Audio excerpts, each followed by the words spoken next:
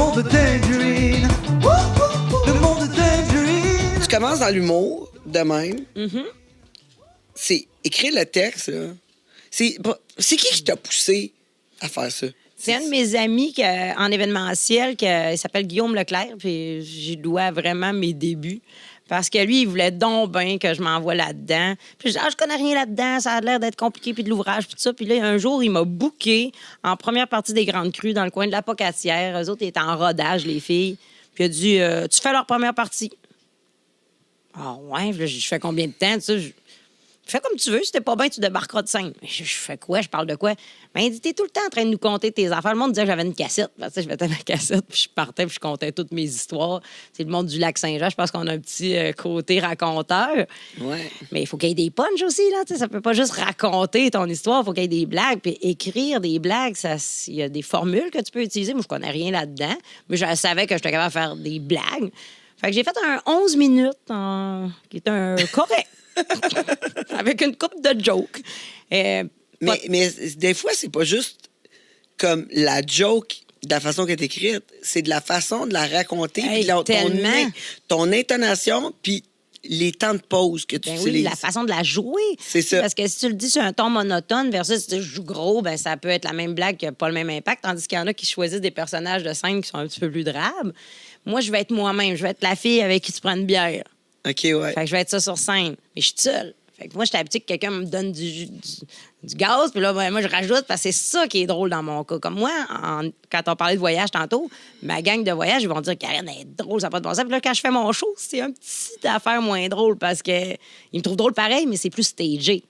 Tandis que le reste, c'est un arrive avec de quoi, je rajoute de quoi, puis là, c'est une escalade, puis c'est fou, là. Ouais, là, ben peut-être parce que tu te laisses plus aller. Complètement. Quand t'arrives sur scène... Quand je connais mon monde, c'est fou, là. Fait que je suis contente d'avoir cette force-là parce qu'elle me sert beaucoup. En animation, surtout quand j'anime des shows d'humour, ben, je peux m'en servir aussi. Je demande même aux gens de m'écrire des sujets, puis je repunch là-dessus, je m'amuse avec ça. Mais là, c'est ça. Là, je fais cette première fois-là. Fait que t'es bonne en impro, là. Plus. Ouais, c'est quelque chose que j'aurais aimé explorer, mais dans les témoins de Jéhovah, on faisait pas de parascolaire. Mais tu dois être bonne pour, interagir avec la salle, un peu comme Sugar Sammy fait. Ou... Ben, j'aimerais ça le faire plus, mais on dirait que je voudrais pas tomber dans les questions qui sont clichés. Là. Êtes-vous en couple? Combien de temps vous êtes ensemble? C'est quoi tu fais dans la vie? Je voudrais tomber...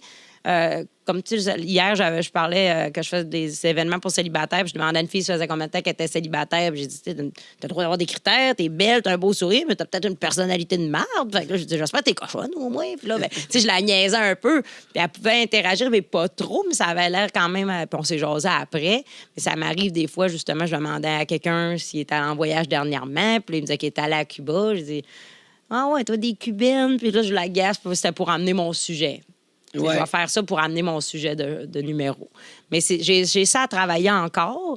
Là, j'ai un corpo cette semaine, justement, que je veux que le monde me donne des sujets. Je vais faire un 10 minutes de sujets qu'on m'a donné. Ça peut être, ils vont m'écrire les filles de Calais, puis je vais partir là-dessus. Fait, je vais compter une anecdote. Fait que le monde, ils me connaissent plus. Ils sont contents d'entendre parler de leur sujet. En tout cas, mais ils te l'envoient vraiment d'avance ou tu l'as la même soirée? Oui, ben c'est ça. Je leur donne ça avant le show. Puis pendant qu'ils finissent de souper, ben, il écrit les sujets, je ramasse tout ça, puis je pige chaud au hasard. Je me mets un timer, là, puis quand ça fait... Quand mon heure est faite, je sac mon camp. Donc, fait que ça fait vraiment comme un wrap-up. Le monde, je suis comme, c'est toi qui écrit ça? Voyons donc, de quoi tu parles? Puis, tu sais, je les agace un peu.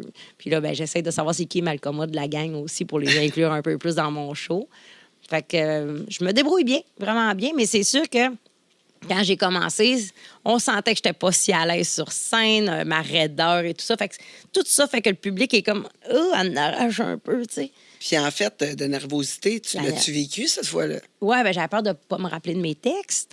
OK. Il y a tout ça. Quand tu fais un nouveau numéro, là, justement, il y a un ordre de joke à faire et tout ça. Puis on peut en oublier, mais il faut pas trop que ça se sente. Mais ça peut jouer sur le format de ton numéro. Mais c'est ça, j'avais tout ça là, à gérer en même temps pour ma première fois. Mais moi, ce que j'espérais, je savais que je ne pouvais pas tout péter la première fois, c'est que les filles passent un peu de temps avec moi après le show pour avoir quelques conseils, voir si ça pouvait être intéressant pour moi de me lancer là-dedans. Quand on a tombé naturel, quand ils m'ont trouvé drôle. Ils ont dit, si t'es capable de ramener ton naturel sur scène, t'as beaucoup d'histoires, t'as beaucoup de choses qui t'appartiennent à toi, qui sont uniques, t'as du potentiel. Mais pour ça, il faut que t'écris tous les jours. OK. Que tu te fasses de la scène le plus souvent possible, pas 2-3 fois par mois, là. 3, 5, 6 fois par semaine. Roder tes numéros, tu te filmes, t'enlèves ce qui fonctionne pas, tu modifies les jokes qui marchent pas. Et c'est comme ça pour le reste de ta carrière. Ouais. Ouais, ben c'est sûr, il faut s'évaluer, là. Parce que quand on voit quelqu'un qui est en train de faire son one-woman show, one-woman show, ben cette personne-là est déjà en train d'écrire le prochain ou d'autres numéros, des numéros pour des galas, des numéros pour la télé. Fait que c'est pas « Ah, j'ai écrit 1h30, puis je pars avec ça 3 ans, puis j'ai plus rien à faire. » là. Ah, mais t'en rajoutes tout le temps, Faut de tout toute le façon.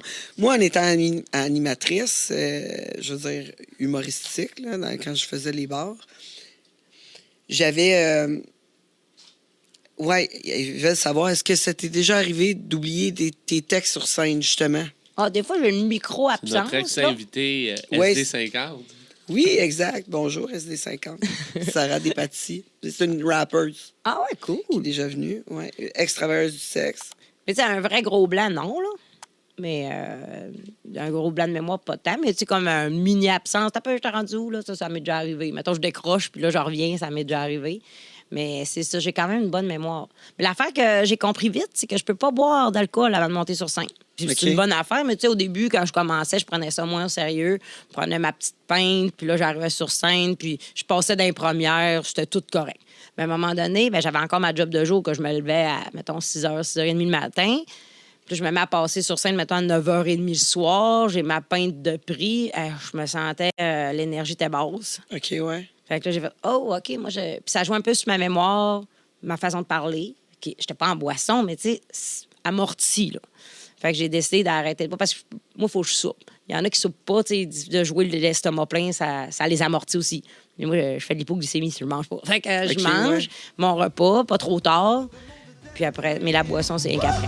Le monde de Tangerine.